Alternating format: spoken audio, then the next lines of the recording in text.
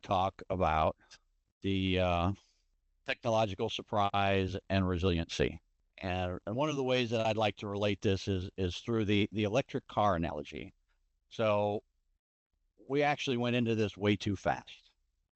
Uh, and most people in the electric car industry and the gas car industry will tell you that we did that. It all started with hype, tunnel vision development, and impulse purchasing. Uh, the challenges that came out of this, there were very few charging stations, so nobody really could go long distances. It was more for commuter type stuff.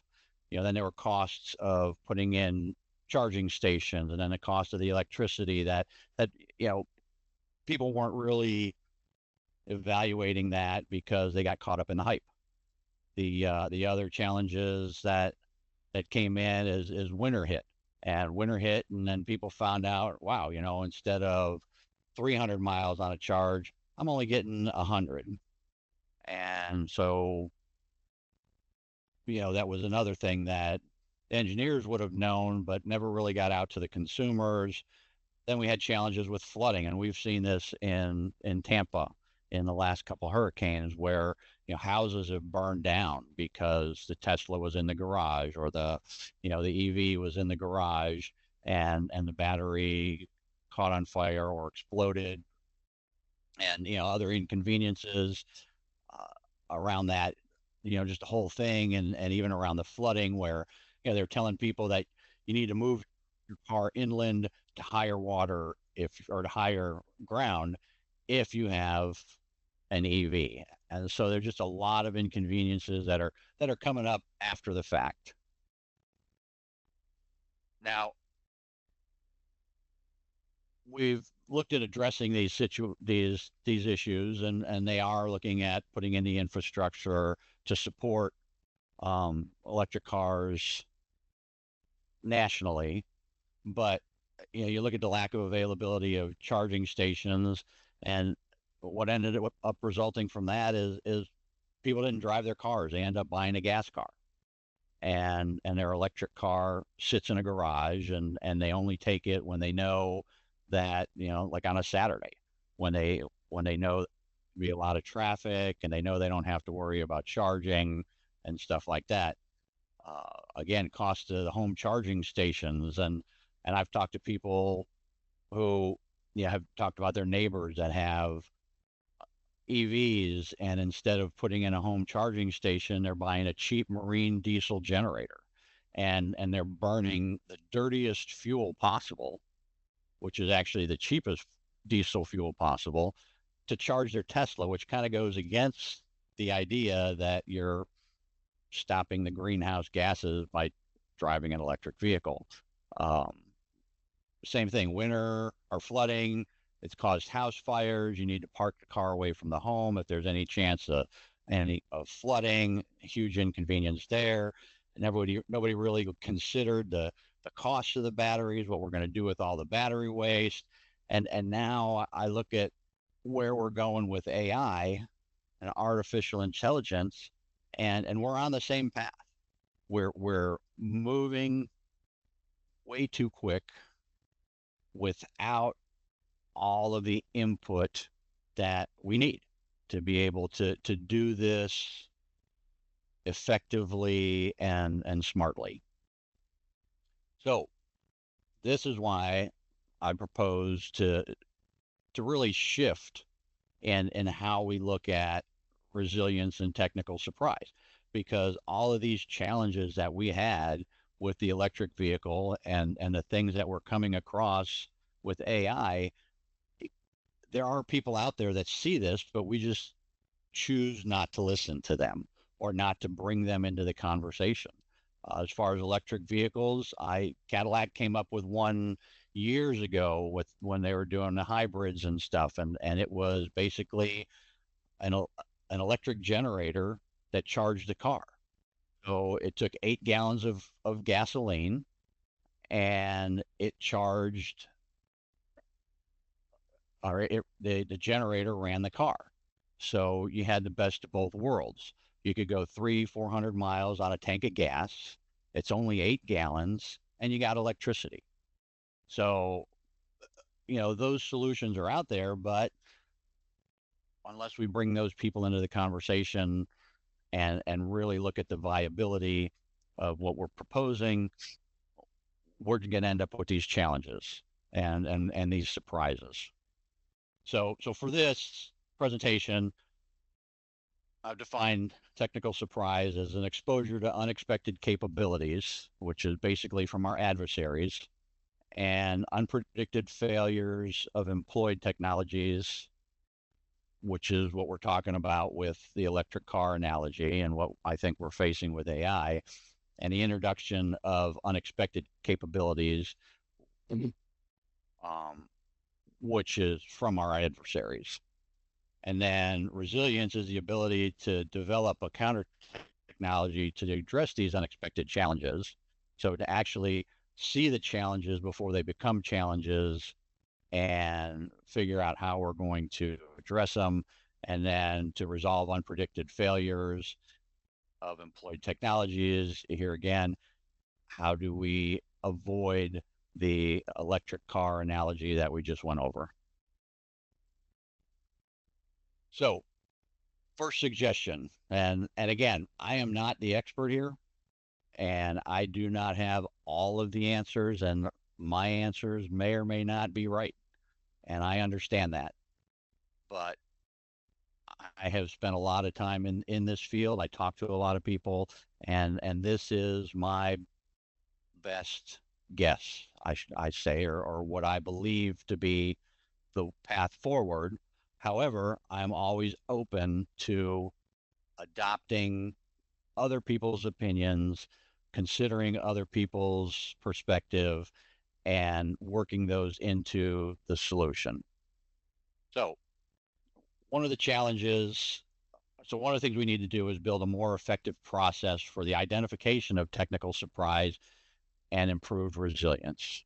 One of the challenges we face is that we usually we try to innovate with self-imposed constraints, and we don't want to bring the nuclear fission people in when we're talking about nuclear fusion, and we don't want to bring the gas engine people in when we're trying to resolve electric engines, and so on and so forth. So really we are limiting our perspective, and this really narrows down the possibilities that we have, what the solutions are that we can come up with.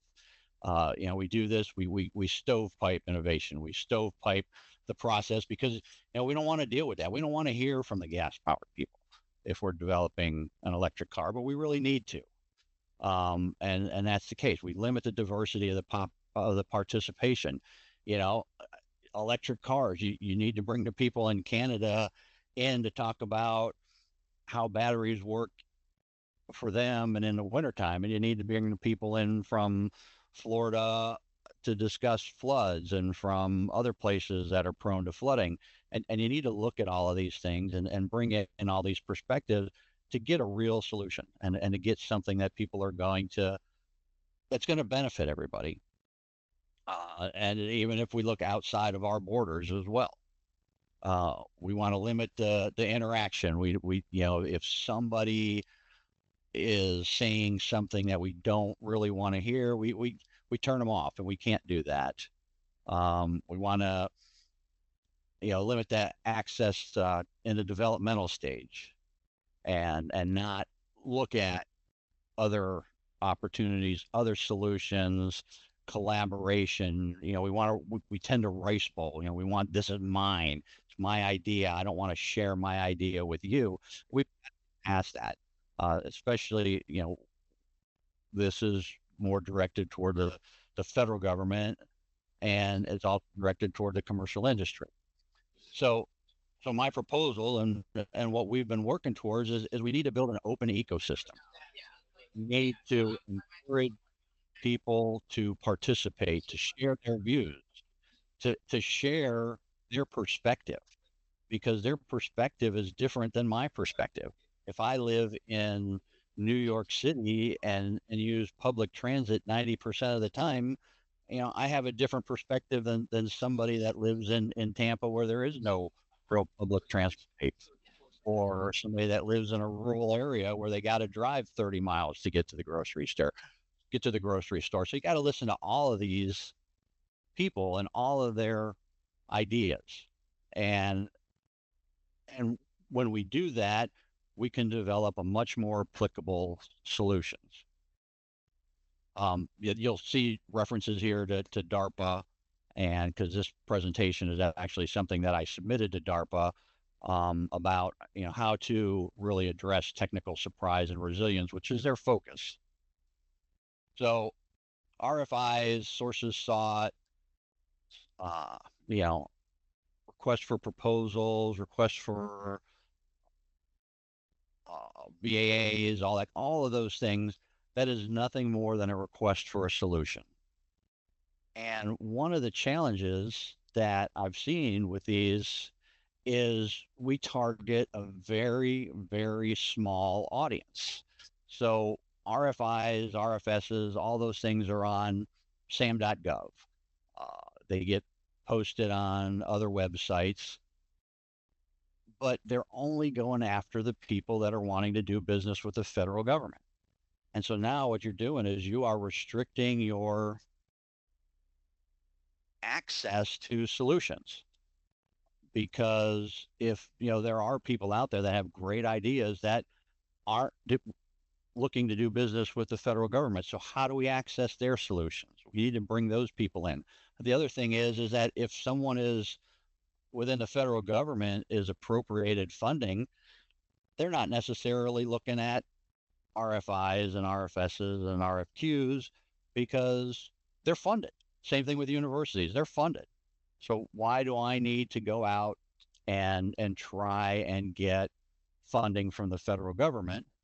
That's not the idea. The idea is, where are these solutions hiding, and getting that information out to those people, to get out to those incubators, to those you know metropolitan innovation organizations.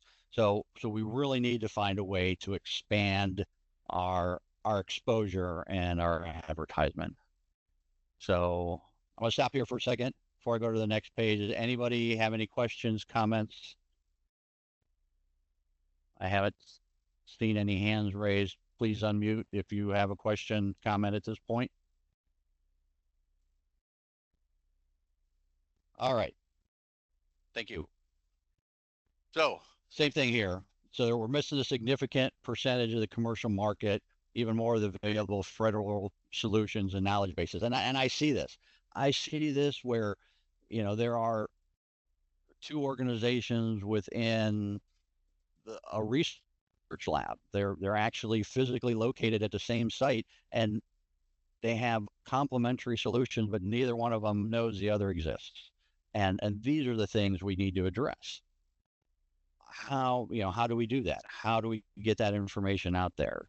Uh, we got to find a better way to do it, and that's why I created this forum, and why I want to build a platform where everybody can put their solutions, and to shift from a capability focus to a solution focus. I talk about capabilities all the time, that capabilities are like a resume. I can tailor my resume to fit as many jobs as almost as many jobs as are out there, because my experience is very broad. But that's not what I do for a living. Though what I put in my resume to fill that position is not the solutions that I'm producing. And it might take me some time to educate myself. I might have to read, I might have to do something more, but it's possible for me to do it, but that is not my core function. And we do the same thing um, with our vendors. So if we shift more from a capabilities perspective to a focus on solutions, I think we can really improve the products because this is what they're doing. This is their expertise, you know.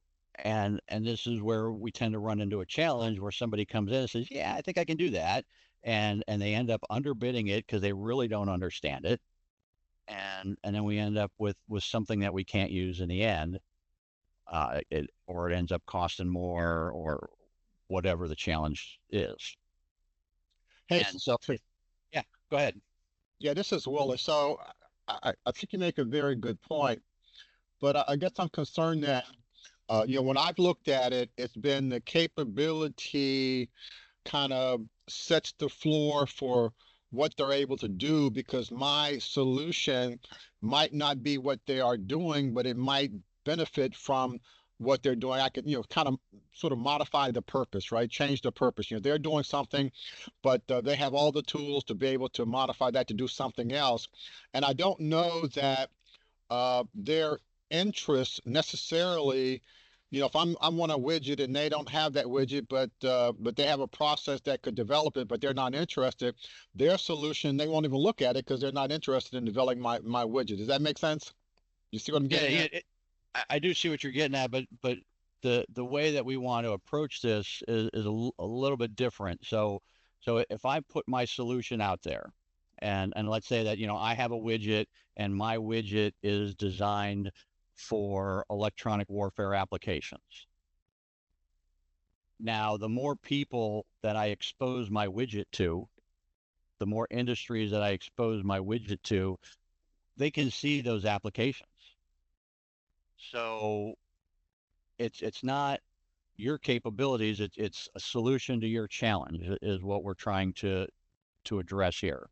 So you have Okay, a yeah, challenge that you need to solve, right. and that challenge, that solution may not exist in the electronic warfare environment if that's what you're looking for. It may exist in the medical industry. So we need to bring the medical industry into the conversation to because they'll be able to see that and say, wait a minute, yeah, I see what you need to do, and we're doing something similar for this machine that I think might be applicable. So this is where the open sharing comes in. Roger. Okay, yeah, I have some other questions, but I'll save them for later. Okay. All right. So then, getting into the questions here. Yeah, I know that within the federal government, because I work the federal government, there's a strong fear of loss. Um, when if I have a great idea but I don't have the funding, if my idea gets out to another agency that has the funding, there's really nothing stopping them from taking my idea and developing it as their own. And this is a huge challenge within the federal government. I saw it all the time, and I see it now, especially with commercial industry, and that's one of the reasons it took 10 months from the time that I retired to the time that I actually launched this, because I had to figure out a way to make people comfortable with sharing their ideas on an open platform without fear of being locked out. And so that's one of the things that we've been able to do here. The other things is that how can the federal government expand its ability to reach these people, to reach what they call non-traditional contractors. How do we get to these innovation hubs that are everywhere across the United States? How do we identify these obscure technologies that are just incredibly fascinating? And I do that through this community. This community is almost 4,000 people strong right now, and I get emails all the time from people that say, "Hey, I was at this trade show, I was at this exercise, I was at this conference, and or I saw this wherever. You need to look at this. You need to talk to them. You need to try and get them on your forum because what they're doing is game changing." And so this is what we've been able to create. Now I've got 4,000 people out there doing the research for me, and that's what we need to do. is we need to, for lack of a better term, crowdsource what we're trying to accomplish. Um, and so, we need to be able to access this. Other things that we need to be able to do is discuss, what capabilities, what solutions we have available to commercial industries to use within the federal government. There are labs all over the place. There are labs in universities, labs at federal, or I mean individual labs within federal labs that are open to helping solve these problems, but people don't know they exist. They don't know what's going on even at the same facility that they're at. So there's got to be a way to be able to get people out there on a platform, talk about what they do so that everybody is aware. And yeah, and it's a huge undertaking, and I believe that it's doable with the right partners. The other thing is IP rights. Um, so that's what I was talking about earlier with within the government, also within small businesses, these startups. I work one on one with many startups that have not protected their IP yet, but it's safe for them to talk to the government where it might not be safe for them to talk to another commercial entity.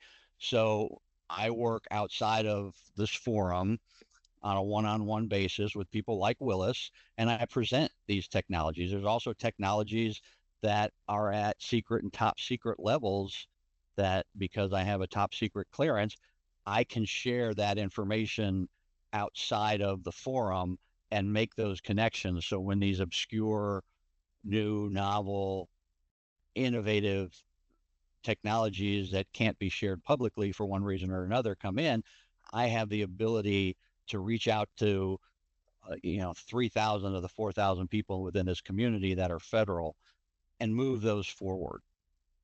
The other thing is, the fear of loss, and that's a big thing that needs to be addressed. Is without with that fear of loss, people are so afraid of sharing, and we've got to address that. So, Willis, anyone before we move on? Yeah, I was gonna to add the other piece of this is international.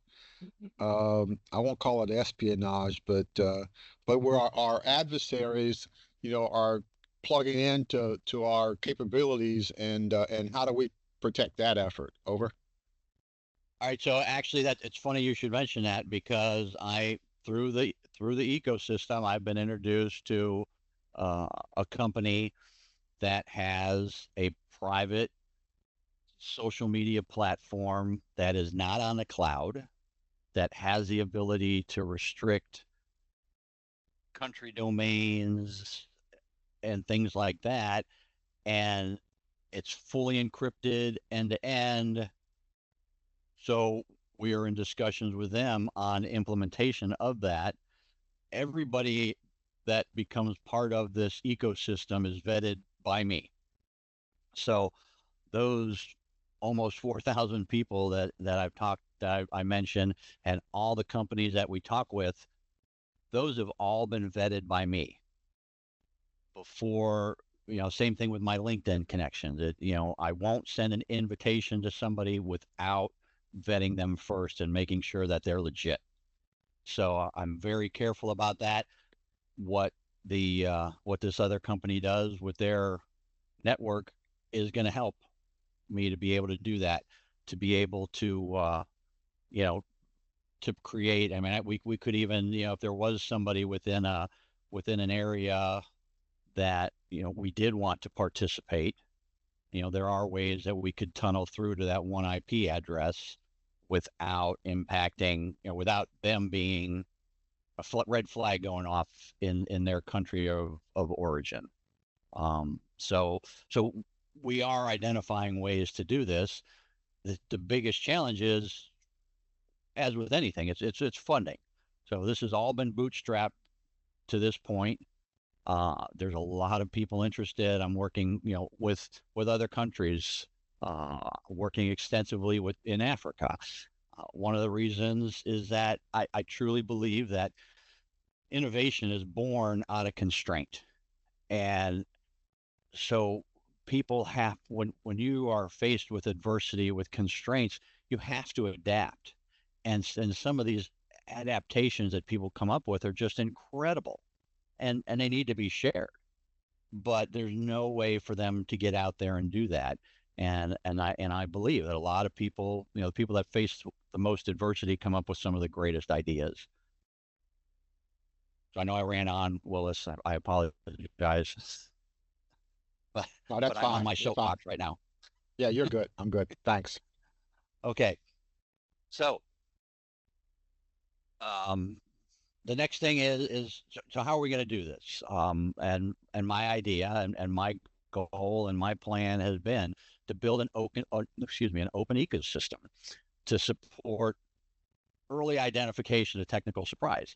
Um, Again, we all work in, we're not all subject matter experts, but a lot of us are working in what we're comfortable with, and we stay with that.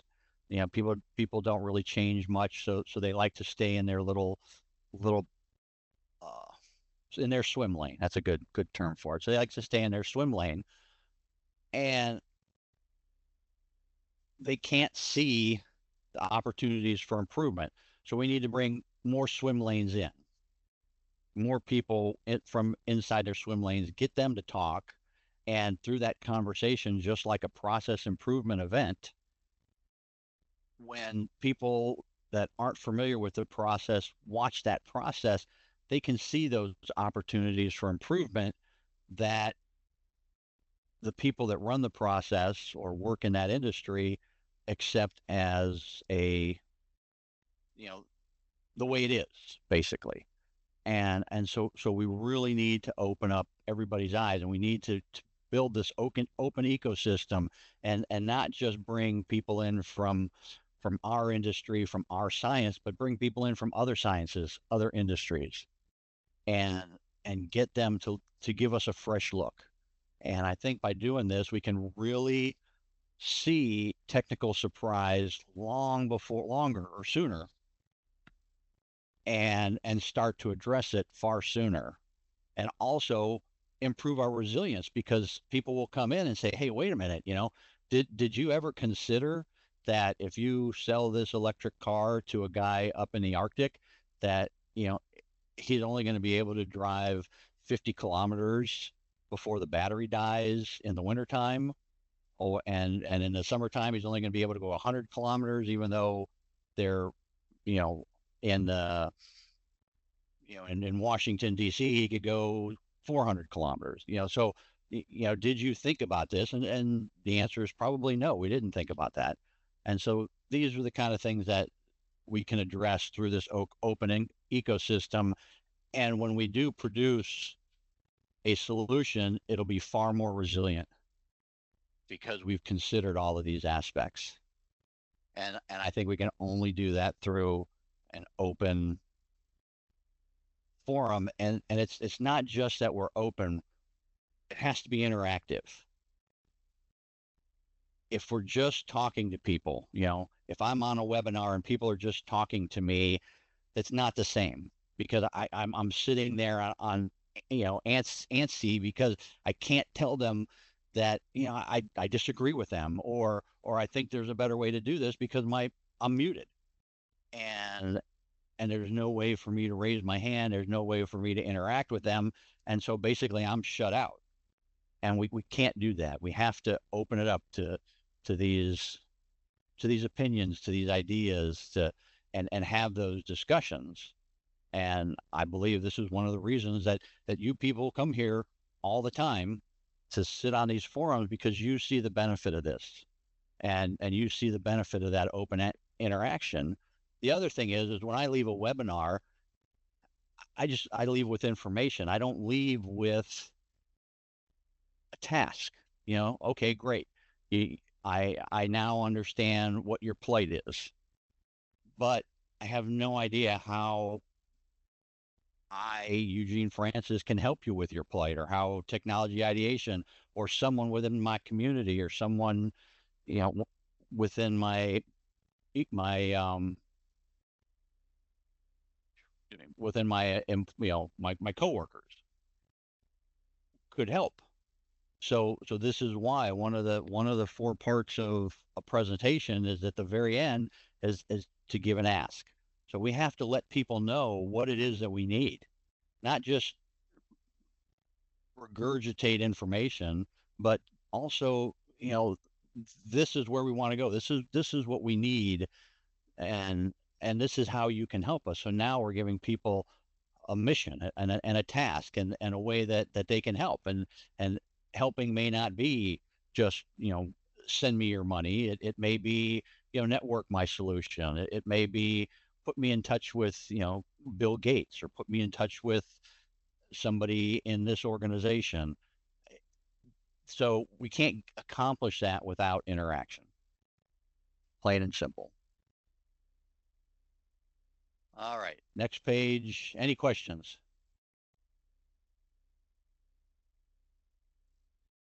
Okay, so I've talked about this all the way through, but the federal government. Actually, Go ahead, Eugene, can Brian. I interrupt? I have a question. Yeah. So, what comes to mind for me is the greatest challenge to collaboration is security, right? Because, Right. so, but what if we could simulate collaboration, where the players don't have all the information, but the game host does? This reminds me of the Arma simulation game, the warfare simulator, where Okay. players on the ground don't have all of the information, but the admin does. So, for instance, if you suspected that you had a product that could help Boeing in their aircraft, it's almost impossible to just physically get your products to them and get all that collaboration done. But if you could simulate it somehow, perhaps using AI, and try 100 different scenarios and how your products might work together. Yeah. See what I'm getting at? Yeah, I do see what you're getting at, and here again, that's one of the things that we're trying to accomplish with the ecosystem, is that, we have representatives within 150 federal organizations. That's probably closer to 175, 200 now, and I think there's only 225 total. So I have contacts within all of those throughout the community, and I can leverage those contacts. So if you are looking to get to Boeing, the ecosystem may not have a Boeing employee, but I can assure you that the ecosystem is only one step away from a Boeing employee. And so that's the approach that we want to take. When I'm working with the current ecosystem, if a commercial entity comes to me with a solution and I believe that it's applicable within the federal government, I will go ahead and send the federal government their information. If, however, I believe it's applicable with another commercial entity, that's a different animal altogether, because there are no IP protections there, there are no safeguards there. So at that point, I make an introduction between the two and allow them to work that out between themselves. So that way we can keep it safe. Does that make sense?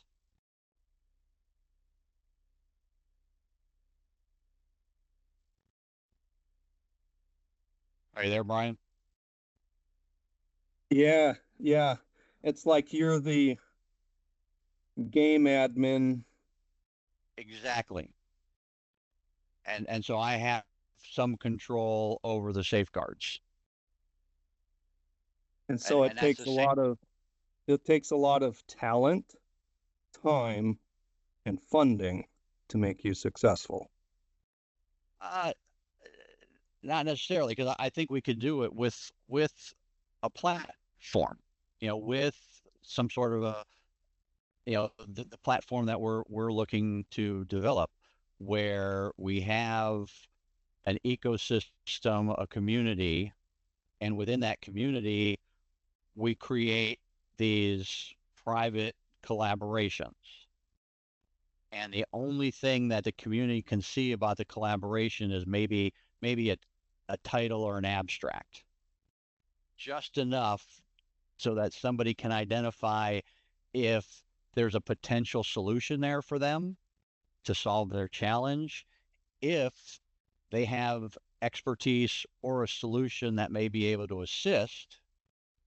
And then there will be a moderator within that community where, within that private collaboration, where the person can reach out and say, hey, I've got a PhD in aerodynamics. I've been doing it for 30 years, and I'd like to know what you're doing to see if any of my research is helpful, or just, here's my research. Please let me know if any of this is helpful. What are you working on so that I can find out? And so then they can vet that person themselves and determine whether or not they want to bring them or their information into that collaboration.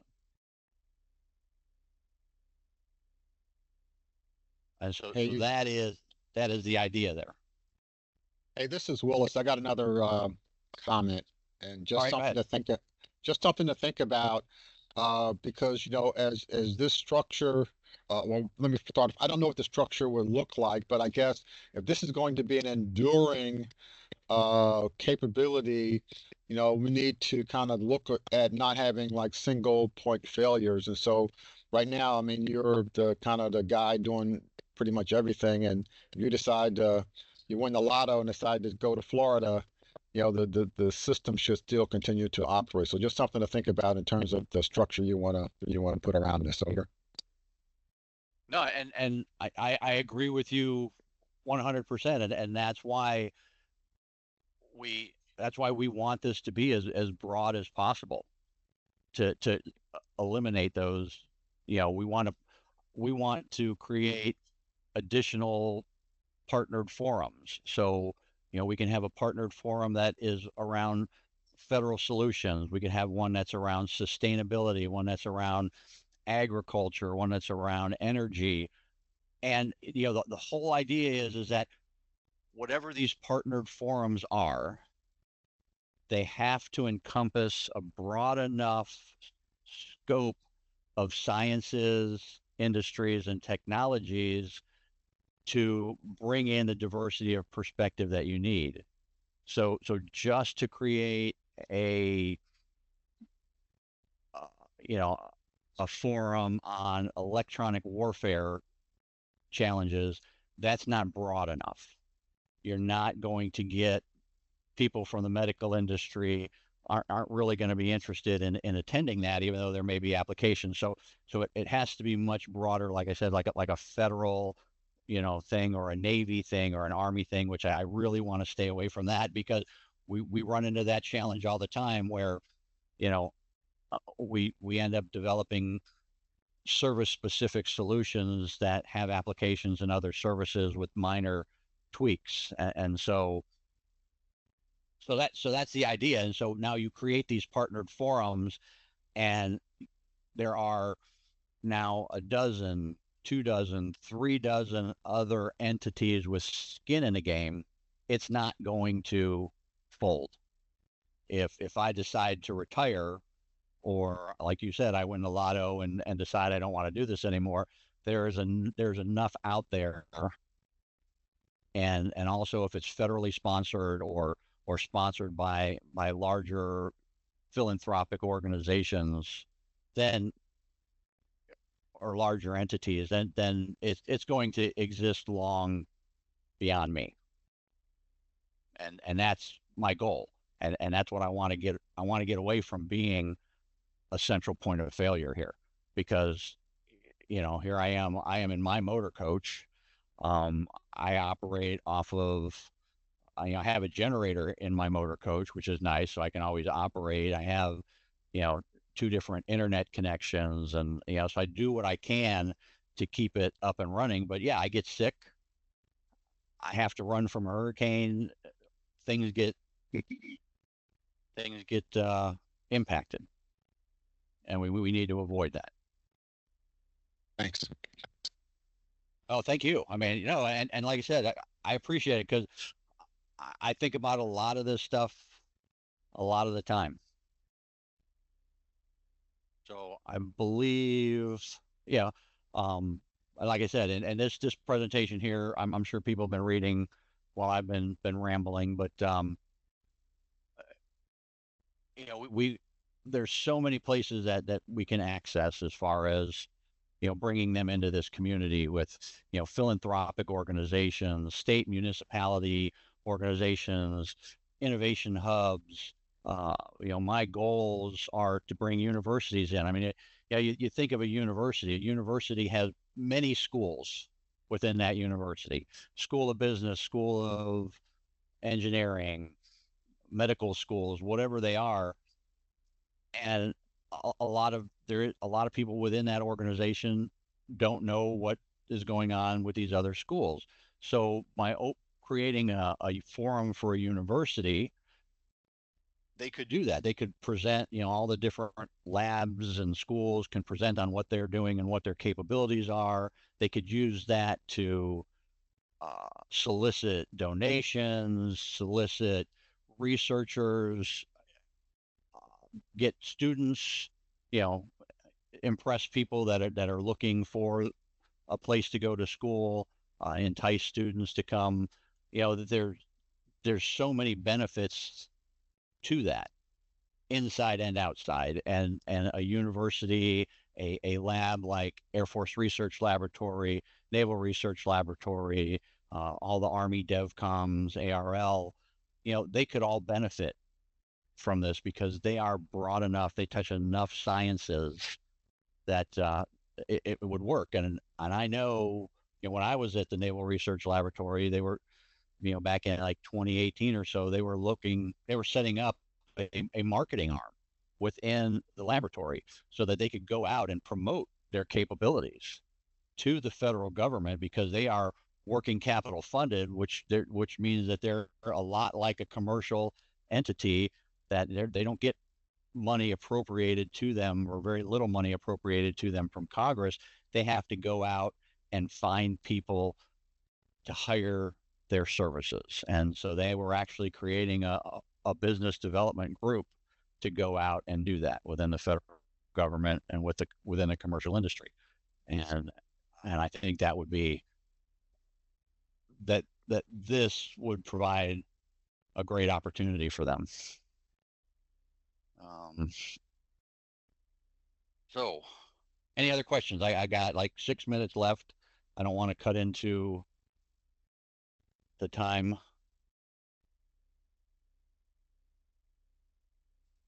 So anybody, Willis, anybody?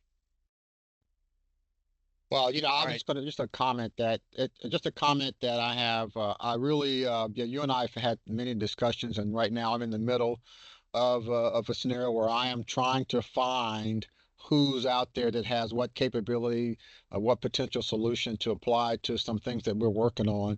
And so I think I could really benefit from a forum like this where, and you and I have already talked and you've shared some things with me, where we can reach out and see who's doing what, and really to be able to take advantage of that. So I really appreciate the effort that you have here and support it. Over.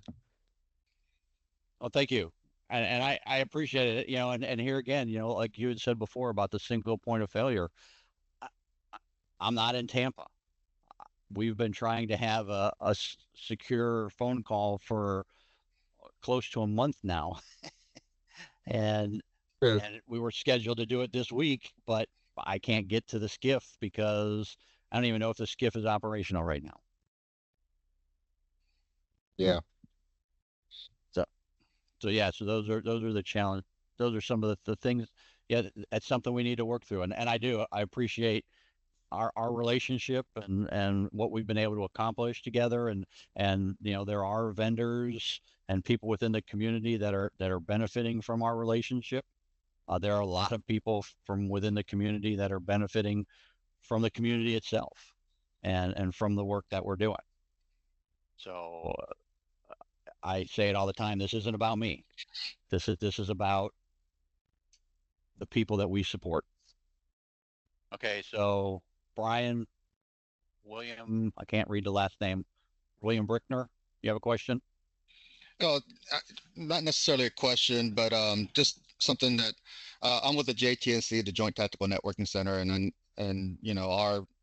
our wheelhouse is really in the communications networking area. But I don't know if this forum is broader than that necessarily. But some of the things that you're bringing up, it definitely resonates. The JTNC as a joint organization, we've been asked to get involved with a lot of these various things, these challenges that you have mentioned in your brief. But I'll be, if you'd like, if there's a desire, we could definitely talk about some of the things that we're doing, some initiatives. We have a joint communications marketplace, which is a forum where we do bring in industry and to, tell us about their innovative um, products, their next generation type waveforms and software defined radios and technologies. And they share that with the government. And it's kind of a virtual trade show of sorts. And so we have some of these initiatives. Be willing to share this type of information with this group if you guys would be interested in the future. So just Yeah, wanted to throw that out there. no, absolutely. And here again, it's all about collaboration. I don't want to do this myself. I can't do this myself. I need other people, other ideas, other other capabilities before, in order for me to make this happen. And that's why I look to engage with people like you, with people like Willis, with Major Best is on here all the time, Air Force Research Laboratory is on here all the time, uh, Naval Surface Warfare Center, or NAVC headquarters has reached out to me about some things. So, there's just a lot of stuff out there, and a lot of capabilities that just and I understand the fact that PEOs, PMs, the people that are tasked with coming up with these solutions and the people that work for them, there just aren't enough hours in the day. So why not build a community where you have access to thousands of people that within a day or an hour could could provide you with a potential solution.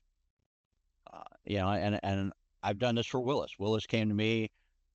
He reached out. He asked me a question about a technology or a solution, and within 24 hours, I had him connected exactly where he wanted to be connected. So we could do this on a much broader scale, make people aware of what's available out there. I mean, there we have within the defense industrial base these um, manufacturing innovation institutes, and we talk all the time on these forums about SBIRs and technologies and research and development, and we say the TRL 4 to 7 is the valley of death. Well, there are 16 or 17 of these manufacturing innovation institutes that sit right in the middle of the valley of death.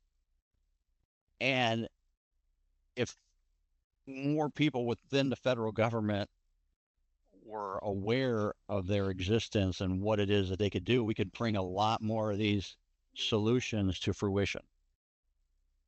I agree. And just as one of the things that we get involved in is interoperability, cybersecurity, resiliency activities. But when we talk about interoperability, and you get a bunch of engineers from the industrial base and our government SMEs together, best practices flow very freely. But once you get into the business development area, then those free flowing ideas come to a screeching halt. So, I think that's the Exactly. challenge. And that you nailed it. And I have seen that, and that is one of the challenges that we hope to address, or we want to address. That is why that is the whole purpose of the collaboration platform, of setting up these private collaborations, because now people are going to be on the calls. People are going to be pinging these collaborators, wanting to know what the progress is.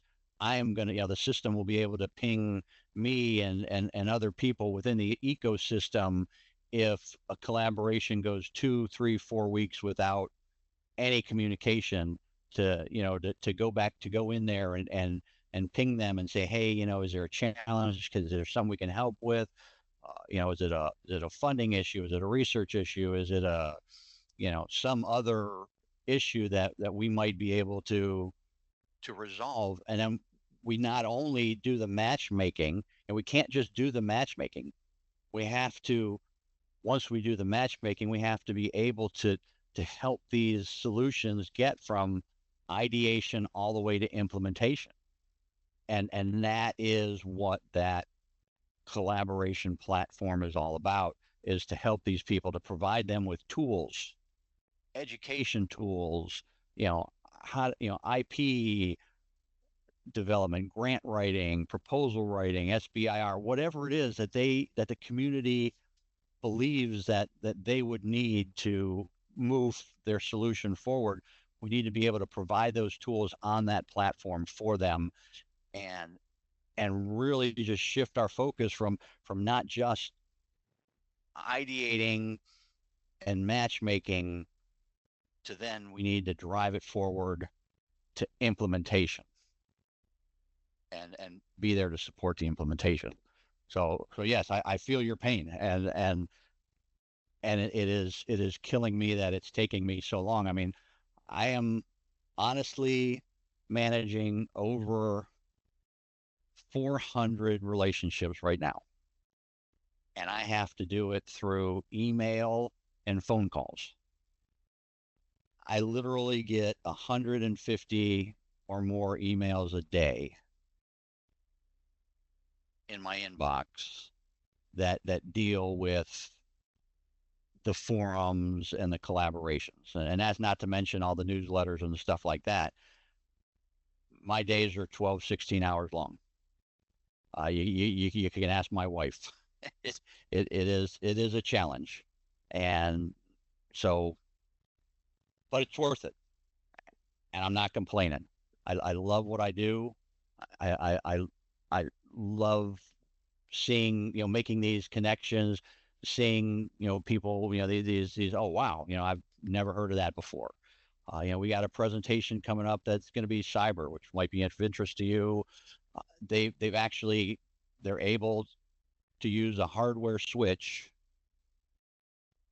to air gap your computers. So basically, if you have a storage system where within your network, you can air gap that, and then it's controlled through a computer that's on the network, that's not accessible from off the network. So it's a separate network of its own that controls that switch, that air gap switch. So then if you need access to the information, the switch engages, you get the information, it disengages. So now it's a much better way to protect PII, trade secrets, those kind of things, accounting information, whatever it is that you're storing. Yeah, so these are the things that we identify. These are the things that we present. Thank you, everybody.